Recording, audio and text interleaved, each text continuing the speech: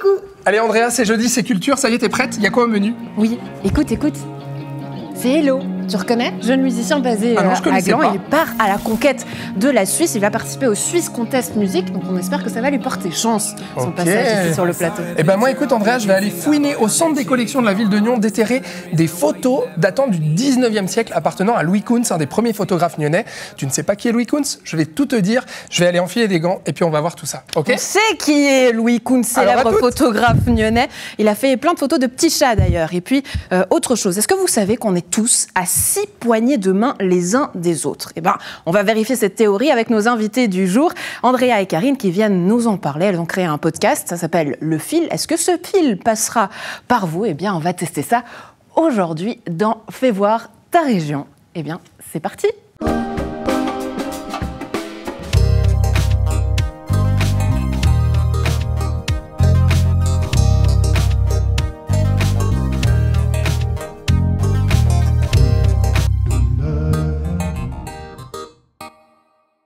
C'est jeudi, c'est culture, on s'amuse et surtout en musique aujourd'hui avec notre première invitée, Hello, artiste glandois à la conquête du monde et de la Suisse. Ce soir, il participe à la finale du Swiss Contest Music. J'ai le plaisir de le recevoir sur ce plateau. Hello, bienvenue. Merci.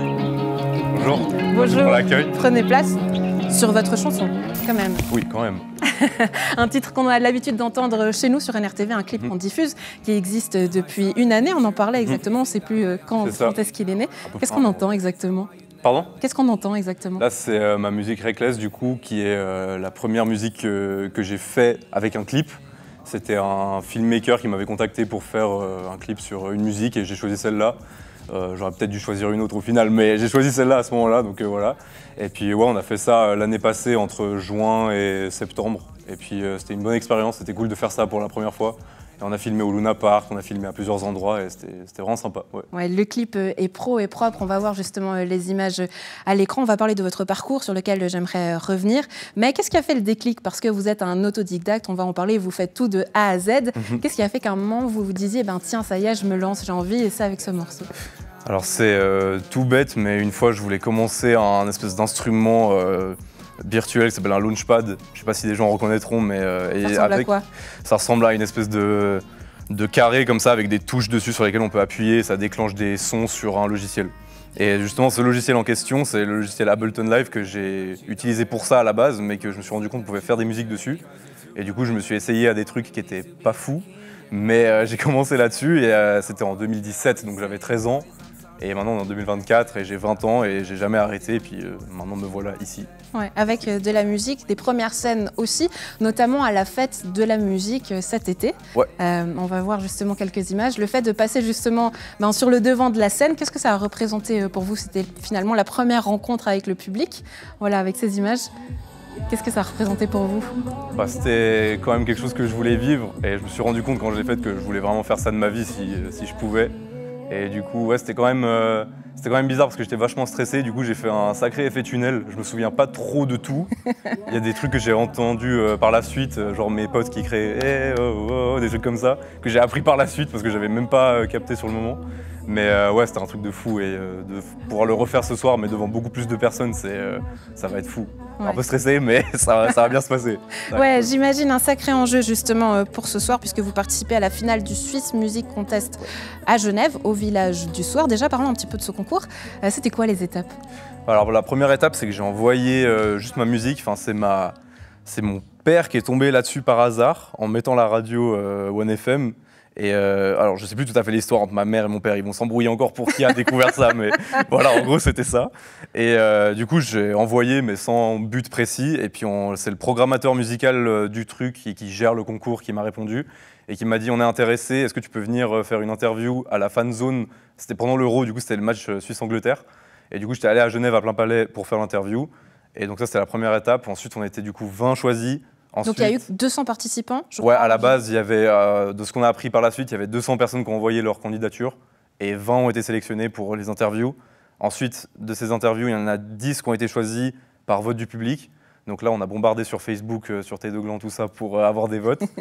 Et ensuite, du coup, j'ai été sélectionné pour les 10. On a fait une performance live à One FM au studio, c'était il y a 2 semaines à peu près. Et là, c'était le jury qui est composé de Yves Larocque, qui est un DJ suisse, et Stéphane, qui est une artiste émergente actuellement en Suisse aussi. Et aussi, il y avait un membre de c'était comment Media One, je crois, ouais, Media One Group, qui choisissent en gros qui est le jury du concours, donc qui choisit qui passe à la prochaine étape. Et donc j'ai été choisi parmi les 5 pour faire la finale, qui est cette fois-ci une scène live devant des vraies personnes, pas dans un studio OneFM. Et donc là, ils vont choisir qui ensuite pourra gagner une première partie d'une star internationale. Donc on ne sait pas qui c'est. On ne sait pas qui c'est. On sait pas qui c'est.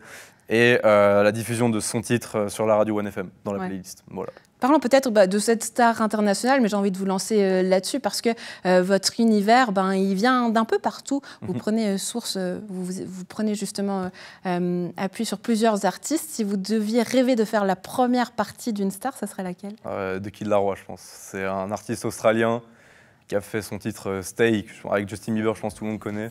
Mais ouais, de Kid Laroi, c'est vraiment l'artiste que je pense que j'écoute le plus et qui est le plus proche de ce que je fais.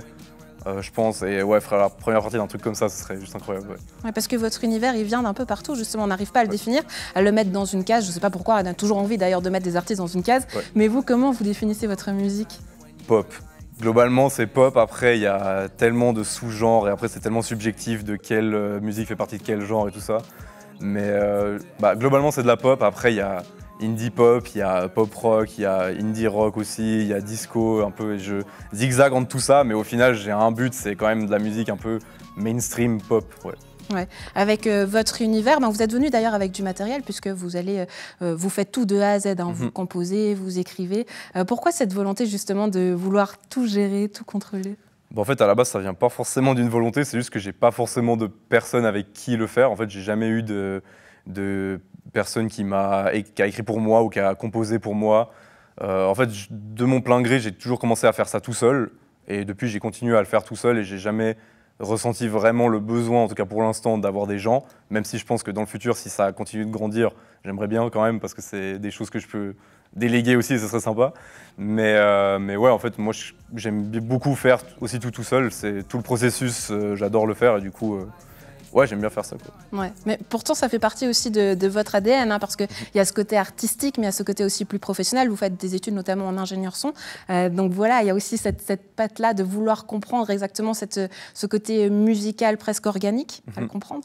Ouais, c'est ça. Moi, je suis en études à Genève actuellement à la SAE Institute, qui est une école où il y a plein de différents domaines. Et moi, je suis spécialisé en audioproduction, qui est donc des études d'ingé son. Et justement, d'avoir ça, ça me permet d'avoir un bagage aussi technique qui me permet d'améliorer artistiquement mes trucs à moi. Et d'un autre côté, ça m'aide aussi du côté technique grâce à l'artistique, parce que du coup, je peux aider certaines personnes qui galéraient, je sais pas, pour des parties de musique qu'ils voudraient améliorer ou des trucs comme ça. Vu que j'ai le bagage artistique de l'autre côté, il y a un pont entre les deux qui est vraiment sympa et je peux vraiment aider l'un avec l'autre et l'autre avec l'un et c'est vraiment sympa de pouvoir faire ça. Ouais. Donc ça veut dire, si je reprends vos propos, qu'il y a peut-être aussi une volonté de vouloir coopérer plus tard avec d'autres artistes. Ouais, c'est ça. Ouais, moi, je suis chaud pour ça. Et puis si nos domaines correspondent, je suis peut-être un peu perfectionniste sur les bords. Du coup, j'ai de la peine vraiment à trouver peut-être quelqu'un qui est vraiment dans le truc que j'aime et tout. Mais ouais, moi, je suis chaud de faire des featuring si jamais il y en a l'occasion. Ouais. Voilà, ça c'est pour vous à la maison, c'est d'autres artistes qui se sentent justement de jouer ou d'être sur scène avec Hello, pourquoi pas prendre contact avec lui. On vous verra d'ailleurs à Gland au G-Fest Festival le 21 septembre, prochaine scène avant et après le concours de ce soir. Qu'est-ce qui est prévu le 21 septembre ? Du coup, cette fois performance live, mais OneFM ce sera que de musique parce qu'on doit vraiment enchaîner et tout. Là, ce sera plus 30 minutes, une dizaine de musiques dans mes souvenirs parce que je suis en train de mettre en place justement toute ma session pour avoir toutes les musiques. Et ouais, une dizaine de musiques, 30 de minutes, et ça va être cool. Ouais, rendez-vous le 21 septembre, et puis ce soir, on espère que on va vous porter chance avec ce passage au Swiss Music Contest. On m'a dit d'en parler, l'organisateur de OneFM, il m'a dit ouais, tu parles bien du concours et tout. Ouais, ça c'est OneFM qui voulait sa promo, voilà. Allez, c'est pour nous, c'est cadeau. Hello, la scène est à vous, je vous laisse prendre place. Peut-être nous expliquer aussi ce qu'on a là, parce qu'il y a plusieurs micros qui sont installés, plusieurs câbles, et on va vous montrer tout ça à la maison. Donc on va faire une petite présentation. Donc en fait rien de très compliqué, j'ai juste ici ce que j'ai dans ma poche, c'est mon système pour avoir mon retour dans les oreilles ici, ça je vais le mettre dans mes oreilles pour m'entendre en direct. Ensuite ça c'est mon Mac qui gère du coup dessus le logiciel qui permet d'avoir l'instrumental et de corriger ma voix et d'avoir quelques effets et tout ça. Le micro, et ce micro est relié à cette interface audio qui est une Apollo X4. Interface audio dont vous me parliez comme un joujou, dernière acquisition. Ouais, c'est vraiment, je l'ai depuis une semaine et puis bon, je savais parce que je l'ai déjà utilisé dans le cadre de mon école, mais c'est un bonheur d'avoir un truc comme ça. Et ça m'a résolu beaucoup de problèmes qui auraient pu se passer par exemple à OneFM. Mais voilà, et du coup le micro est relié à ça et ça envoie dans mon logiciel et ensuite le logiciel renvoie sur l'interface et ça part voilà, pour vous. Ouais, Hello, je vous laisse prendre place. Et puis à la maison, je vais vous dire, il a le goût du risque parce que c'est la première fois qu'il le teste. Et ce soir, il y a la finale. Donc il aime le goût du risque, Hello. Petit test. Hello, la scène est à vous. Je vous laisse prendre place. Ok, c'est Hello pour NRTV. Et mon titre Takes Back. Allez, let's go. Oh no, yeah, no, it's obvious it's you that I want for the summertime. Oh girl, you do remind me of July. Yeah, remind me of paradise. Remind me of Las Vegas. Dropped up covered California. I feel like an A-list dream where your body seems realistic. Is it too late for 30 to come and tell you you're pretty, girl? You got me in a whirlwind that makes falling for you. No, be too easy. Would you text back if I send you a message to try to know if you're interested? Gonna ask first you and my friends. Yeah, I need a bit ready to show confidence. Taking less to pin me to do this. Just to ask your Instagram username. Yeah, so would you? I'm not. So would you? I'm not. Yeah, you're a stranger, but it's like we know each other. Being cautious, 'cause I know that with my words I can say things off the impulse, and you can't take everything wrong. It's the last thing that I want. I feel like an A-list dream, but your body seems realistic. Is it too late for 30 to come and tell you you're pretty, girl? You got me in a whirlwind that makes falling for you.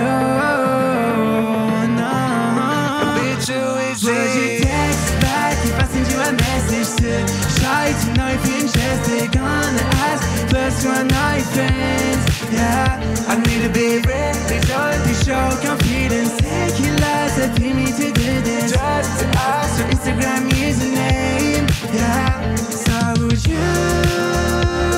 I'm not. So would you?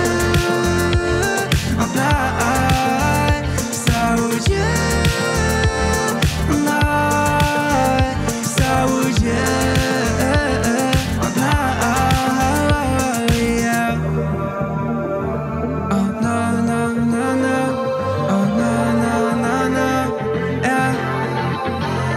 Would you text back if I send you a message to try to know if you're interested? Gonna ask first you and my friends. I need to be really trying to show confidence. Take your love, so pin me to do this. Just to ask your Instagram username. Yeah, so would you? I'm not. So would you? I'm not. So would you? I'm not. So would you? I'm not.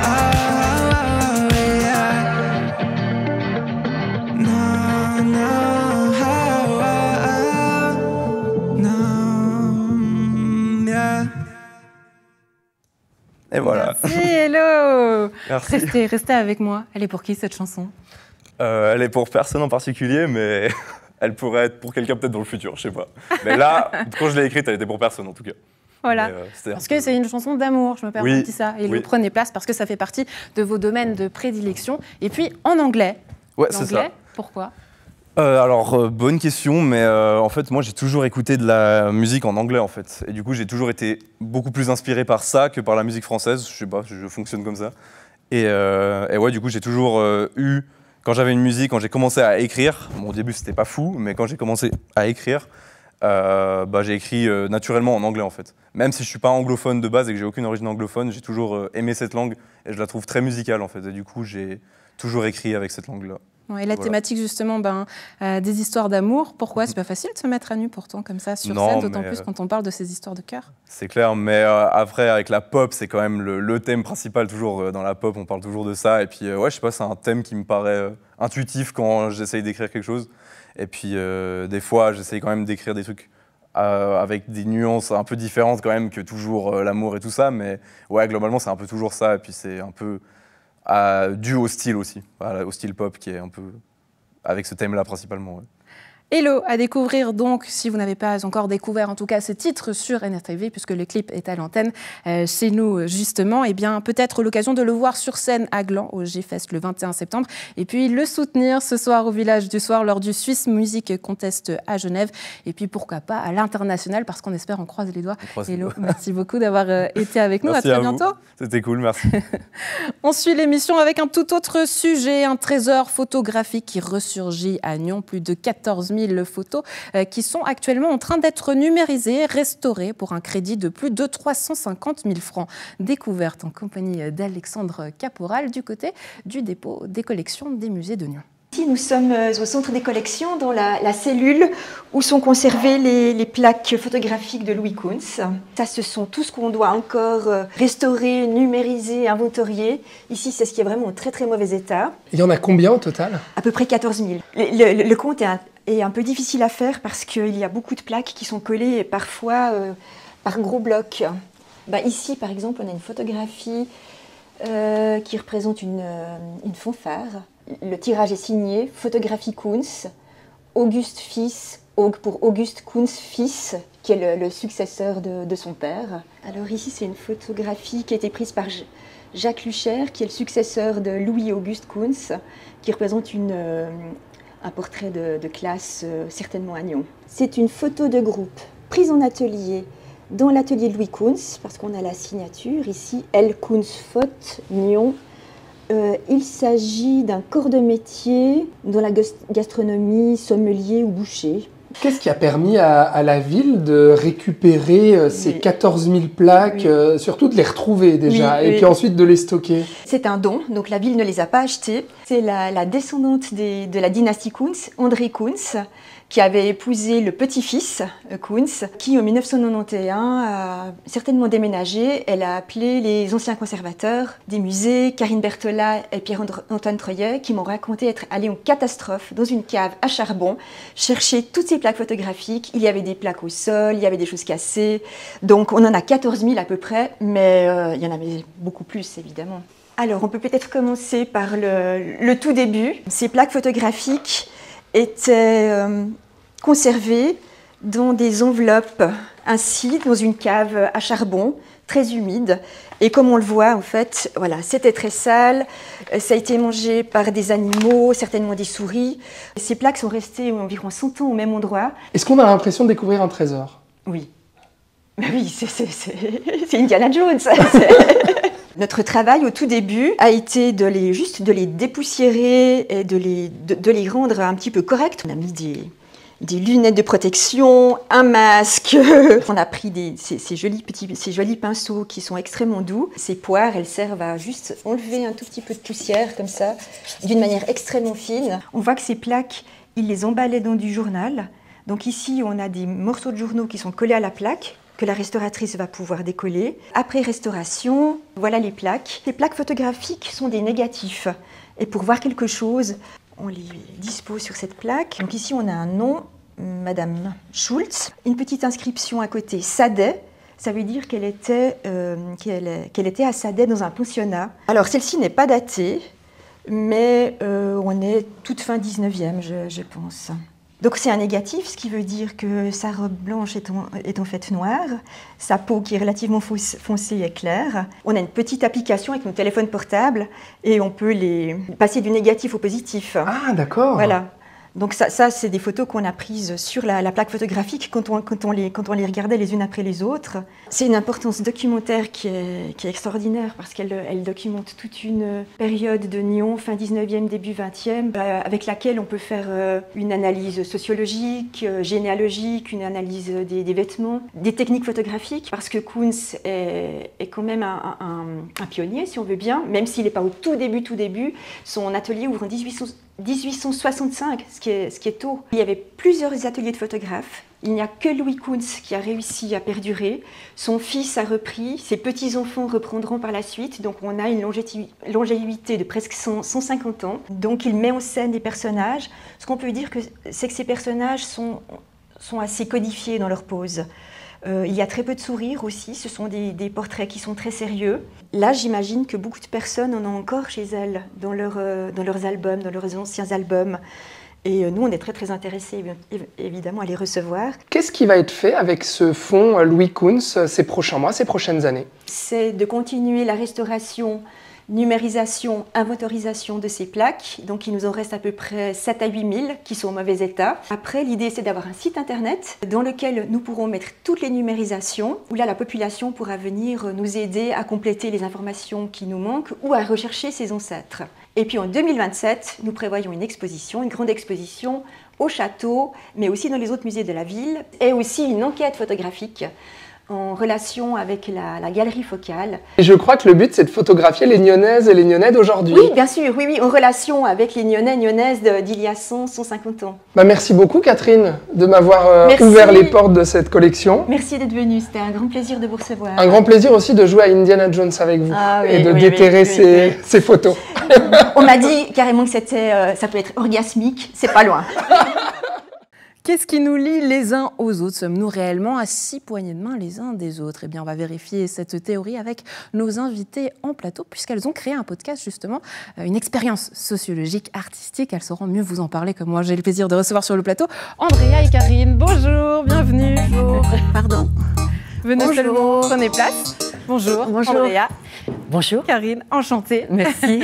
Vous allez nous présenter ce podcast que vous avez créé et lancé en septembre. Ça s'appelle Le Fil. Le Fil passera-t-il chez vous à la maison? Et vous allez nous en parler. Comment est-ce qu'il est né, ce podcast? Alors, il est né il y a quelques années en arrière. Je travaillais dans une radio locale à Genève. Et puis, j'interviewais des gens, pas forcément en fonction de l'actualité, mais c'est là qu'il s'est dessiné, en fait, dans mon esprit, en se disant, tiens, ça pourrait être intéressant de rencontrer une personne qui, elle-même, me donne un autre nom à rencontrer et de voir où ça me mène, en fait. Et c'est resté à ce stade-là. Et puis, quelques années plus tard, j'en ai parlé à Andrea. Et elle a eu des lumières dans les yeux. Elle m'a dit, écoute, ça pourrait faire un super podcast. Si tu le fais, on y va ensemble. Et voilà, l'histoire est née comme ça, quoi. Ouais, c'est une célèbre théorie. J'arrive pas à prononcer le nom de cet auteur, si vous pouvez. Carinthie. Voilà. En symbiose, justement. Est-ce qu'on est réellement à 6 poignées de main les uns des autres? Et ça a commencé chez nous, dans notre région. Il y a déjà un podcast qui a été diffusé. Où est-ce que tout commence, Andrea? À Mont-sur-Olle, chez Coraline, qui est vigneronne, qui a un magnifique domaine viticole à Mont-sur-Olle. Et puis, Karine et moi, on voulait vraiment choisir une personne qui était connectée à la terre, parce qu'on voulait que ce fil, ce podcast s'ancre à la terre. Donc, tout a commencé chez elle. On est allé la voir, on l'a interviewée, et puis elle vient de lancer le fil à quelqu'un d'autre, dans la région également, à Trélay. Et puis, la 3e personne est aussi à Trélay, et la 4e à Nyon. Voilà. Donc, on peut suivre tout ce parcours, notamment sur votre site internet. Donc, il y a ce fil qui est en train de se tisser au fur et à mesure. Est-ce que vous vous mettez des limites? Ou comment est-ce que vous faites? Parce que la personne lance ce nom, une bouteille à la mer, j'ai envie de dire. Vous l'attrapez, vous y allez coûte que coûte? Oui, c'est ça l'idée. Vraiment, c'est coûte que coûte d'y aller. Alors, la personne peut refuser, effectivement. La seule limite, entre guillemets, qu'on se met, c'est le territoire. On demande aux gens que ce soit en Suisse romande, pour des raisons pratiques. Mais c'est la seule limite. Sinon, il n'y a pas de limite, en fait. C'est les personnes qui déterminent qui doit figurer dans le fil. Ouais, vous partez avec un nom. Est-ce qu'avant, justement, vous avez envie d'aller rechercher qui est cette personne? Qu'est-ce qu'elle fait? Non, pas du tout. Vraiment, on se laisse porter par les rencontres. C'est les romans, les romandes qui décident qui elles ont envie de rencontrer, d'entendre dans ce fil. On voulait vraiment que ce podcast permette de donner la voix à toutes ces personnes qui ne l'ont pas forcément. Donc ça, c'était très important pour nous, de se laisser porter par le vent, par les envies des romandes et des romans. Oui, ça peut être n'importe qui, hein, monsieur et madame tout le monde, mais ça peut faire peur un petit peu aussi, hein, parce qu'on ne sait pas qui sera l'autre. Alors on peut penser au pire des scénarios, d'accord, mais comment vous le vivez, cette chose-là, du fait d'aller à la rencontre de l'autre sans savoir qui c'est ? Très bien. On se laisse porter, on accepte et justement c'est le jeu et puis c'est la saveur en fait du fil. Et on se tenait à ça avec Andrea, d'être en dehors de tout casting. Ça pour nous c'était hyper important. On est les deux des journalistes, on est habitués à rencontrer des personnes qu'on doit aller voir pour des raisons d'actualité ou pas forcément. Mais là on voulait vraiment que le fil il ait un côté authentique et que lui aille à la rencontre effectivement, comme tu viens de le dire, des romans et des romandes, en fait. C'était ça, l'idée. Oui. Après, effectivement, il peut y avoir des surprises. Ouais. Vous parlez aussi de démarche artistique, pourquoi ? Le fil, déjà, on s'est entouré d'artistes aussi pour le construire. Exactement. Un musicien, Pierre Vaucher, qui nous a réalisé les musiques originales. Et puis, un artiste, même deux artistes, Léo Guldeman et Nicolas Barraco, qui ont fait le graphisme. On voulait qu'il y ait ce petit côté-là artistique à travers le visuel, à travers le son. Et on le monte. Il y a un montage qui est réalisé et c'est cette patte-là qu'on essaye d'apporter pour que ce soit quelque chose, un podcast qui vous emmène, qui vous embarque dans l'histoire à travers la voix de la personne interviewée, mais aussi à travers le montage. Et c'est là qu'il y a un petit peu de patte artistique. Oui, c'est vrai, je rejoins pour faire le même métier que je vois très bien ce que vous voulez dire. Il y a ce côté aussi où finalement vous allez à la rencontre de l'autre, mais vous faites des petits pas de côté. C'est oui, exactement. Notre format, avec des sociologues, des psychologues. Qu'est-ce que vous recherchez dans ce passage-là ? Alors, notre podcast, Le Fil, est rempli de subtilités, en fait. Il y a effectivement ces rencontres avec des gens de la Suisse romande, mais il y a aussi des bonus qu'on a appelés les petits pas de côté, parce que des fois, on a besoin de se poser, de réfléchir, pour avoir de nouvelles perspectives. Et on voulait, en fait, réfléchir aux liens. Donc, c'est vrai, on a été rencontrer des experts qui habitent aussi la Suisse romande, des sociologues, anthropologues, psychologues, des doulas de fin de vie, etc., pour pouvoir en fait se poser et puis peut-être laisser un peu de côté ces liens des fois qui nous remuent et essayer de comprendre ce que c'était en fait tout ça. Et puis la troisième subtilité, c'est qu'on voulait aussi qu'il y ait une carte interactive qui se trouve sur le site de l'Acrier Média pour qu'on puisse en fait suivre l'avancée de ce fil, écouter les podcasts et puis comprendre qui a donné le fil, qui l'a reçu. Donc voilà, ça c'est notre univers du fil. Ça s'appelle donc Le Fil, un rendez-vous mensuel qu'on a plaisir à suivre sur l'Acrier Média, comme vous venez de le dire. Andrea, Karine, merci beaucoup d'avoir été avec moi. C'était un réel plaisir. Et peut-être que justement le fil passera chez vous et par vous à la maison. On continue l'émission. Vous restez avec moi avec les bons plans. C'est parti.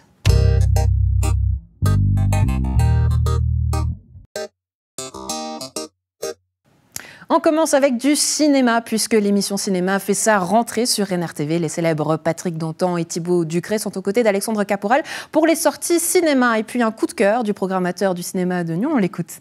Je pense que ça va vraiment être pour moi le film de l'année, à mon avis, vraiment. Ouais, alors pourquoi ? L'histoire déjà est très audacieuse. Le film va mélanger tellement de choses.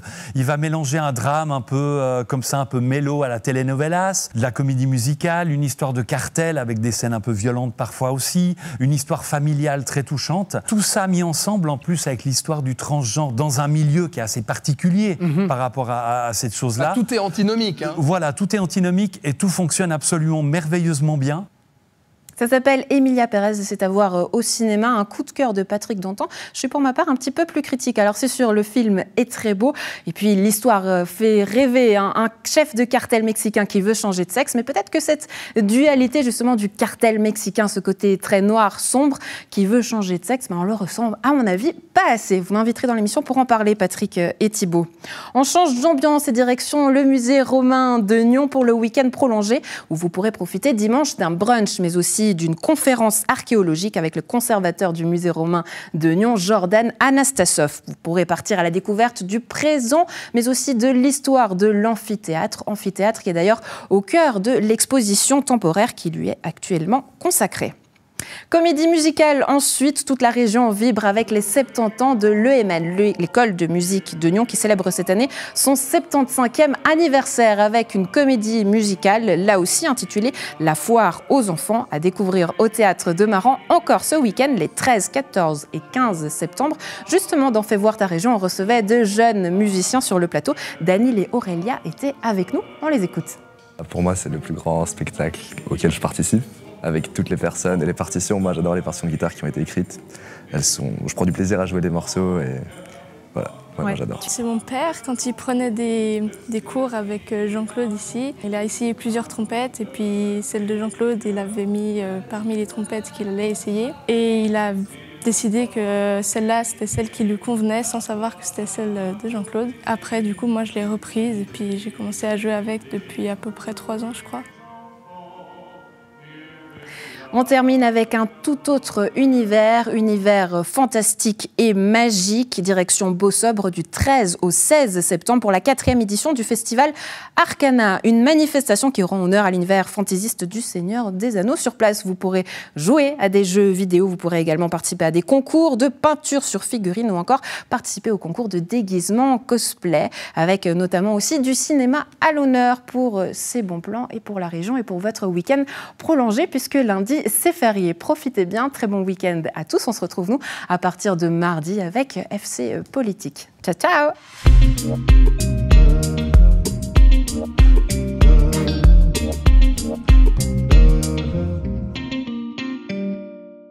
Et Andrea, 14 000 photos au centre des collections de Nyon datant du 19e siècle et signé Louis Kuntz. J'étais un véritable Indiana Jones pour les avoir découvertes. Mais c'était quoi ta photo préférée? Bah écoute, je sais pas. J'aurais bien aimé trouver mes ancêtres, mais contrairement à certaines Nyonnaises et certains Nyonnais, moi je les ai pas trouvés. Mais peut-être toi, faudra essayer. Oui, mais peut-être même que tu pourras faire partie de la future exposition itinérante à Nyon. Ça, c'était pour le côté photo. Et puis, on a parlé musique avec Hello, jeune musicien basé à Gland. Il a participé notamment au Swiss Music Contest. Donc, on espère que son passage chez nous lui aura porté chance. Il faut soutenir d'ailleurs les artistes de chez nous. Ouais, et on peut soutenir des associations sportives de chez nous. L'association Seven, qui fête ses 10 ans samedi dans plusieurs lieux sportifs à Nyon, eh bien, elle accueillera les Special Olympics et les Regional Games. Plus de 5 sports pour personnes adaptées.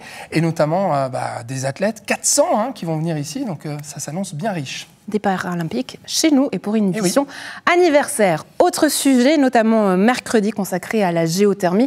Les camions vibreurs sont de retour chez nous après un succès mitigé à Vinzelles. Et cette fois-ci, les camions s'installent un peu partout chez nous. On en a parlé. On va sonder justement nos sous-sols dans le but à nouveau de trouver de l'eau chaude en profondeur pour pouvoir chauffer les ménages de la région. Mais ça, le calendrier est assez large. Mais les camions vibreurs, vous allez les voir chez vous à partir du 17 septembre. Et l'émission est à revoir donc mercredi. Avec un test en grandeur nature, est-ce que ça vibre ou pas? Qu'est-ce qu'on ressent? Est-ce qu'effectivement il y a des dommages quand on est sur place? À revoir mercredi. Et puis ce week-end, je crois que toi, tu seras dans le feu de l'action. Et oui, parce que dimanche, c'est la star du football suisse, Sherdan Shaqiri, qui foulera les pelouses nyonnaises à Colovray, puisque le FC Bâle affronte le FC Stade Nyonnais en Coupe Suisse. Eh bien, NRTV y sera. En tout cas, j'y serai pour vous relater l'événement. Voilà. Bon week-end tout le monde. Ciao, ciao. Et à lundi.